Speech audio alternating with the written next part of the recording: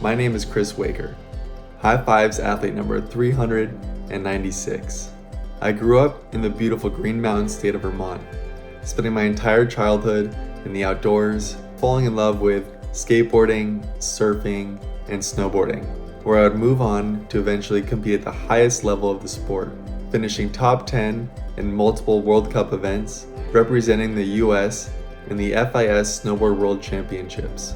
I later moved on to snowboard coaching, and in 2019 was awarded the US Ski and Snowboard Coach of the Year. A year and a half later, I was exiting the terrain park and suffered a freak accident while catching the edge of my snowboard, slamming my face into the ground and snapping my neck, becoming instantly paralyzed from above the chest down. At this moment, I thought my life was over.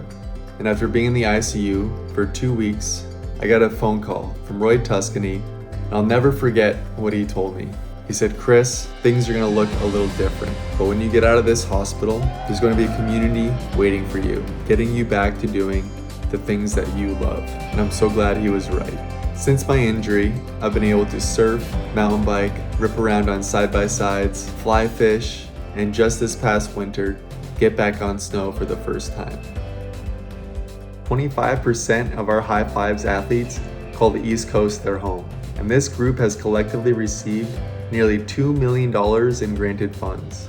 Among them, an impressive 30 High Fives East Coast athletes have been awarded over $10,000 to support each of their incredible journeys. We've now hosted 100 adaptive camps since our inception in 2009.